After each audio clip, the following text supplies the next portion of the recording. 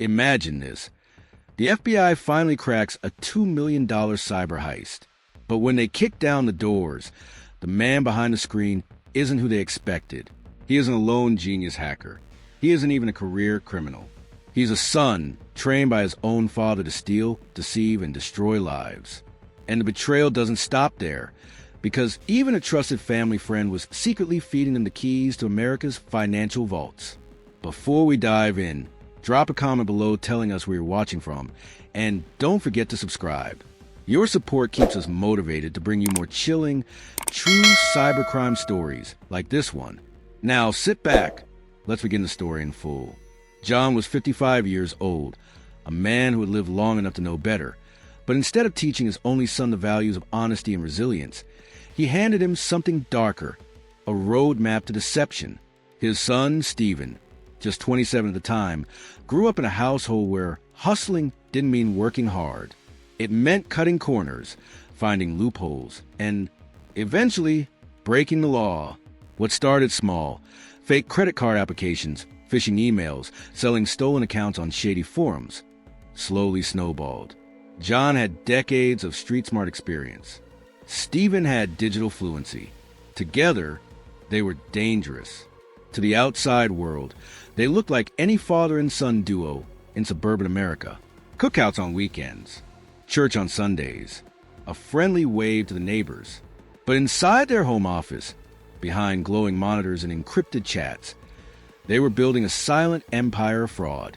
By 2018, cybercrime was no longer a playground for shadowy groups overseas. U.S. authorities were warning about an epidemic of digital fraud, ransomware, phishing, insider threats. John and Stephen saw opportunity. Through underground forums, they began connecting with people who could buy what they had: personal data, banking logins, access credentials. That's when Gabriel entered the picture. Gabriel wasn't just anyone. At 35, he was a respected bank manager. He was also a family friend.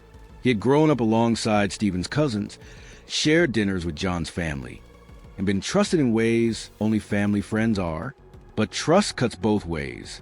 And when John approached him with the idea of selling scraps of bank data, Gabriel, pressed with his own financial troubles, didn't say no. He said yes. It started with whispers.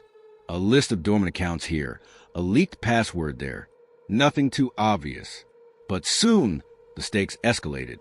One Friday evening, under the cover of ordinary work hours, Gabriel quietly downloaded sensitive internal files from his bank system. Access credentials, routing numbers, dormant corporate accounts that hadn't been touched in years. He passed them to John, who passed them to Stephen. Stephen, ever the digital native, executed the plan with chilling precision, using a mix of malware, social engineering, and Gabriel's inside knowledge. He slipped into the bank system like a ghost. Within hours, over $2 million was siphoned into a maze of shell accounts across Europe and Asia. By Monday morning, the money was already being laundered through crypto wallets and fake businesses. To the public, it looked like the bank had suffered yet another cyber incident. To the trio, it was a jackpot.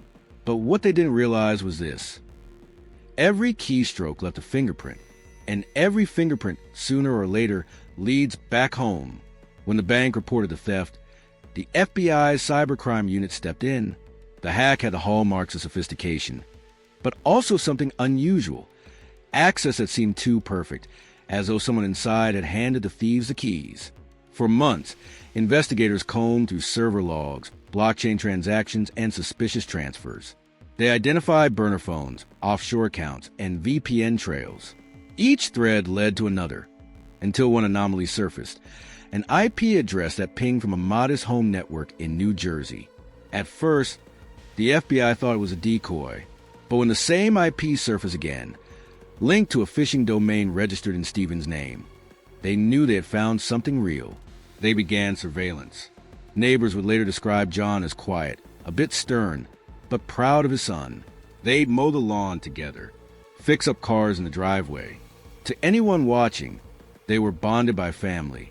But FBI agents monitoring them saw something else: encrypted laptops carried everywhere, late-night trips to Wi-Fi hotspots, packages arriving from overseas with no clear sender.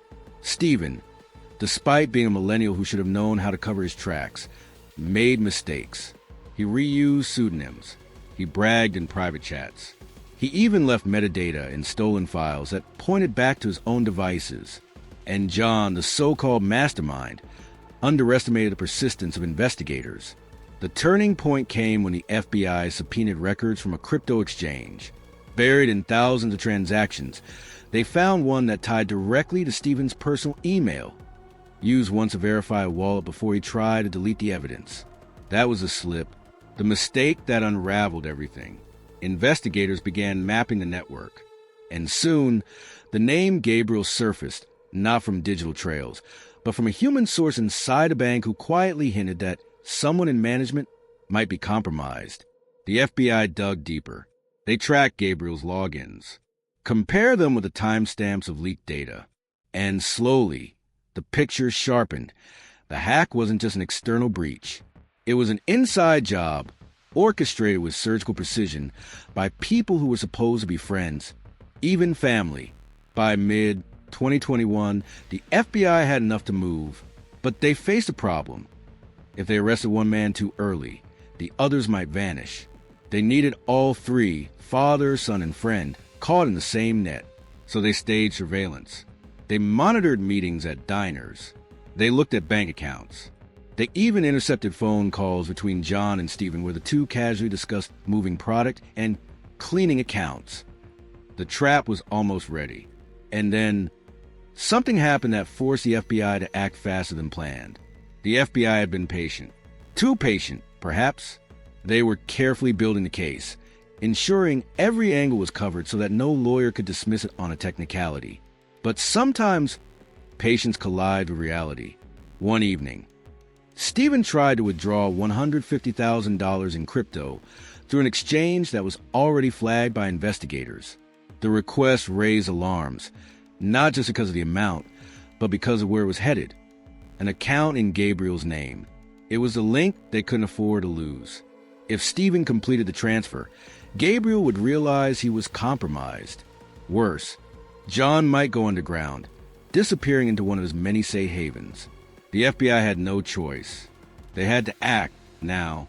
It was a chilly morning in suburban New Jersey when black SUVs rolled quietly into John's neighborhood. Residents sipping coffee through kitchen windows would later recall the sight of armed agents swarming the quiet home with precision. Inside, Stephen sat in front of three glowing monitors, headphones on, oblivious. John was in the kitchen, sipping coffee. The FBI burst through the front door. FBI, federal warrant. Stephen froze, hands hovering above his keyboard. John's mug slipped, shattering against the floor. Within seconds, both were cuffed, one bewildered, the other silent. Meanwhile, in a separate sting, Gabriel was pulled from his office at the bank. His co-workers, stunned, watched as the trusted manager was escorted out in handcuffs, flanked by federal agents. The charges were staggering: bank fraud, wire fraud, money laundering, conspiracy. $2 million gone. Lives disrupted. A betrayal of trust that cut far deeper than the money itself. But the real drama unfolded behind closed doors, inside interrogation rooms. Stephen, just 27, broke first. He tried to frame the hacking as a thrill, something he did for challenge. But under pressure, he confessed to what everyone suspected. His father had taught him everything. "It was him," Stephen said, his voice cracking. "He showed me how to do it. Since I was a kid, he told me this was our way to get ahead." John, in the room next door, sat stone-faced. He denied everything at first, but when agents played recordings of his phone calls with Stephen, his composure cracked. He leaned back, muttering, "So this is how it ends." Gabriel? His confession was the most devastating. He admitted he sold information not just for money, but out of misplaced loyalty to John. "I thought I was helping my family," he said. "I didn't realize how far it would go." The psychological fallout. This case wasn't just about stolen money. It was about betrayal at the deepest level. For Stephen, the betrayal was paternal. His father, the man who should have guided him toward building a future, had instead handed him a loaded weapon disguised as knowledge. Instead of teaching him how to survive life struggles, John taught him how to cheat them. For Gabriel, the betrayal was both personal and professional. He betrayed his bank, his colleagues, his community, all in the name of loyalty twisted into corruption. And for the investigators, the betrayal was symbolic. Here was a family that had weaponized trust itself. It wasn't just criminals lurking in shadows, but fathers teaching sons and friends selling secrets. The courtroom was packed. Prosecutors painted the trio as predators who exploited friendship, family, and access for greed. The defense tried to argue coercion, that Stephen was manipulated by his father, that Gabriel was pressured into silence. But the evidence was overwhelming. Emails, encrypted chats, crypto wallets, bank logs, FBI surveillance. The trail was ironclad. When the verdict was read, the silence in the courtroom was deafening.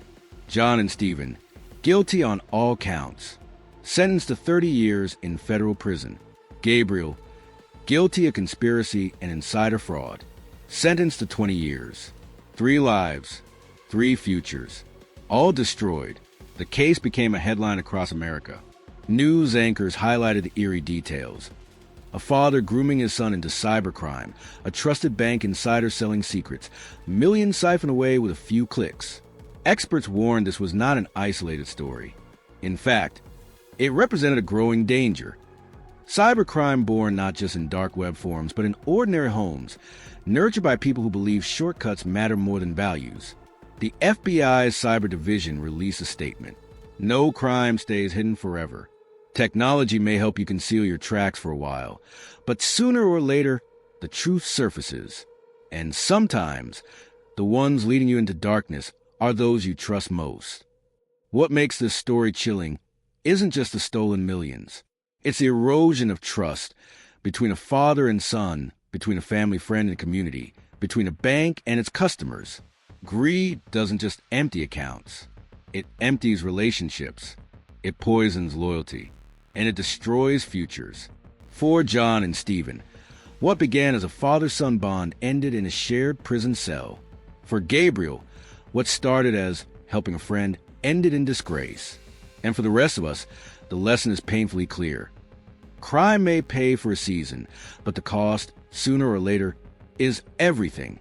Thank you for staying with us through this chilling, true cybercrime story. Stories like this remind us that behind every glowing screen, behind every password, there's a human choice, one that can either protect or destroy. If you found this story powerful, do us a favor, like this video. Comment your thoughts in the section below. We want to hear what you think about John, Stephen, and Gabriel's choices. And most importantly, hit that subscribe button, because it's your support that keeps us motivated to bring you more educational and eye-opening stories about the hidden world of internet crime. Stay tuned, because in the world of BYTE crimes, the truth is always darker than it first appears.